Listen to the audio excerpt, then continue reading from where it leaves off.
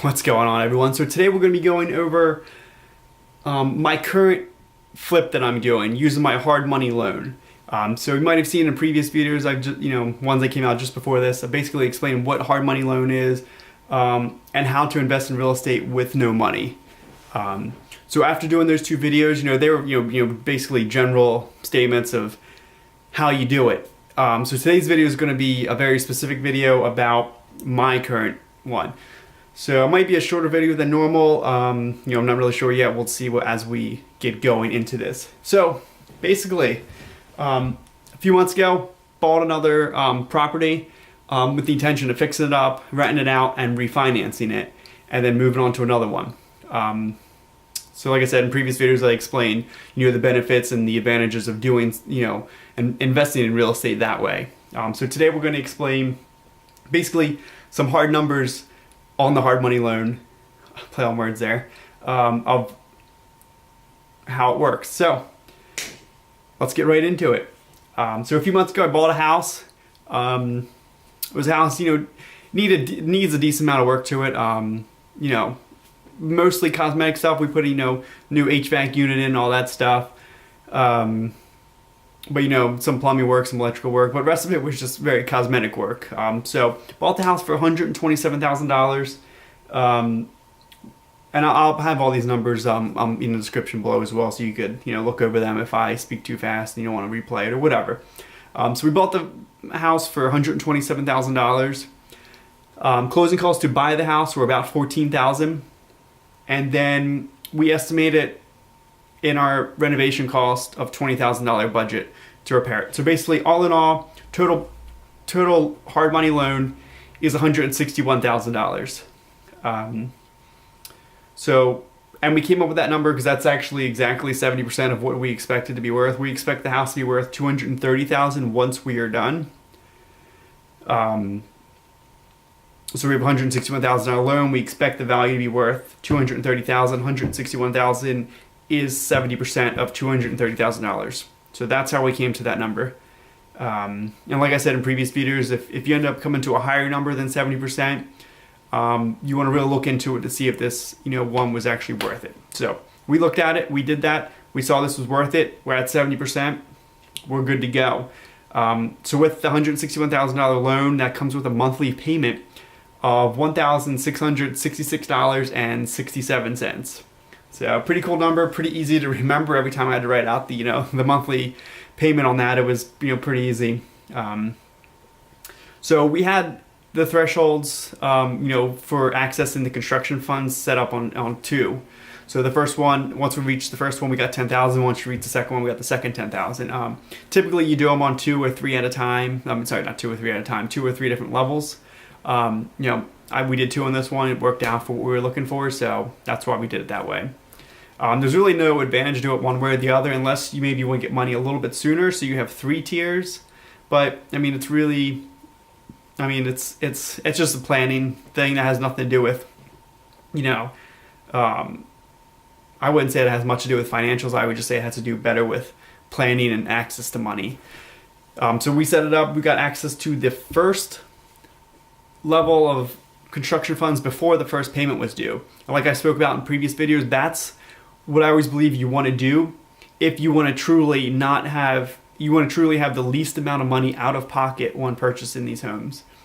So that's what we did. I think we got the first, I don't know this one off the top of my head, but I think we got the $10,000 just like, I think it was a week before the first payment was due. So 3 weeks into the house, we were already on the first one. So that's like I talked about in all these other videos. When you purchase these homes, you have 2 to 3 weeks of the transaction pending. During those 2 to 3 weeks, you need to do your plan. You need to and get it going. So that way the day after, which is what we did, the day after I bought this house, we didn't start the day of that day. Sometimes I do. This time we started the day after. The day after, we were in the house doing the demo work, basically pushing forward to this first tier so we got to it as quickly as possible. Even though I had the money set aside for the first payment and I had the ability to pay it, I didn't want to pay. I wanted it to come from the $10,000. So that was the goal. That's what we did. Second one, same thing. Came up to it. We actually ended up not getting the second $10,000 before the second payment was due. Ran into some issues. Like I said, you're always gonna run into issues. I mean, it might be small issues, big issues. This was just a small issue. It was just a bad planning.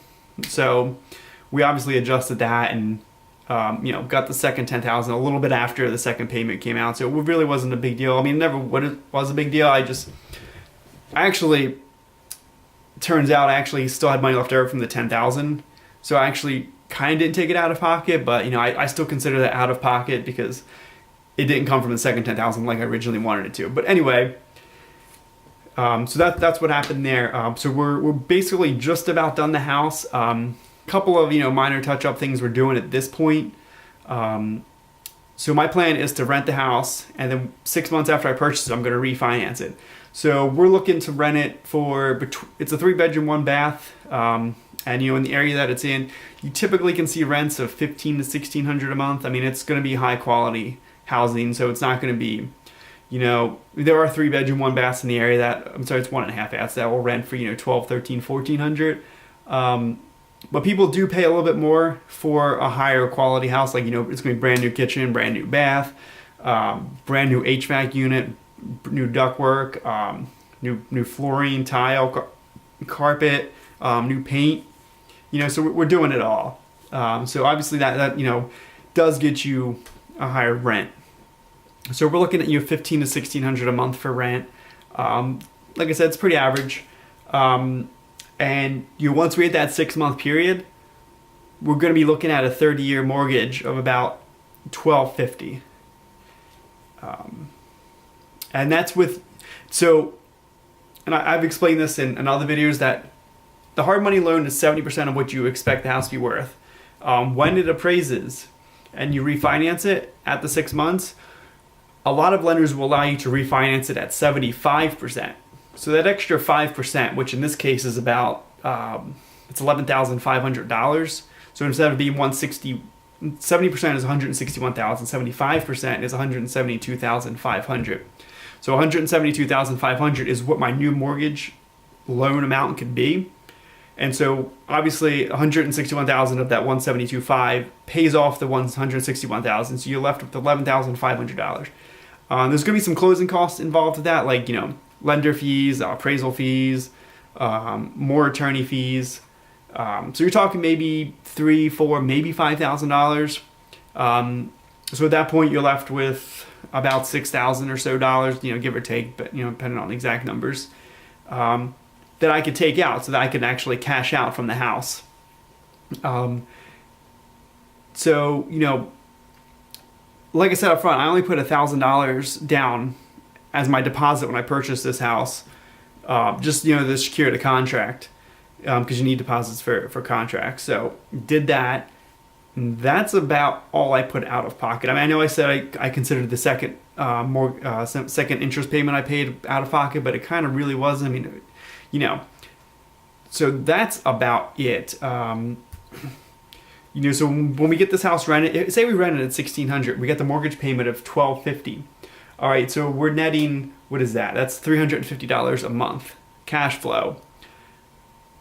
That's pretty good for a house I didn't even put any money out of pocket for. I know I keep saying no money out of pocket, even though I put a couple thousand out. A couple thousand out of pocket for real estate, in my opinion, is nothing. So we put a couple thousand out, so nothing, making $350 a month on cash flow, and I'm able to get $6,000 out from the house. That to me sounds pretty good. So when and everything I'm explaining to you right now, I did all this math up front before I even purchased the house.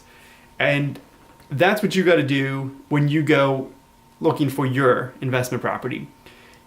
Look, everything I just, said, I mean, I didn't do anything, magical. I didn't make these numbers happen. I just simply researched them, looked into them, verified them, researched them again, and just over and over again, 4 or 5 times, like coming up with, well, maybe it actually will cost this much. Well, maybe this will happen. Well, what if this doesn't happen? You just run all these different scenarios in your head, doing your research, doing your homework, and you can simply come up with these numbers. These are just math numbers. You just plug them in. And if the numbers work, you buy the house. If the numbers don't work, you find another one. So when I did all this stuff up front before I even purchased the house, I realized these numbers I came out with Now, so, you're sure, like, I might not get the 1,600 a month for rent, I might get the 1,500, but even with the 1,500, I'm fine with it. I'm even actually fine with 1,400 a month. In my opinion, that's still a good amount. And even if the mortgage payment ended up being like, almost 1,300, if interest rates went up by the time this had to get refinanced, we could still make it work. So, when people ask me, is it hard to invest in real estate? I always tell them no. And like, do you need a lot of money to invest in real estate? No, you don't. You basically just need to know how to get access to money, where you can find it from. And obviously that a lot of like everything everything I know in real estate, I've learned from other people. I ask people that have been in real estate longer, like, how did you do this? How did you do that? And I just take a bunch of, suggestions from everyone. And that's how I come up with this stuff. And it's worked out great for me. I mean, this investment is going to be great.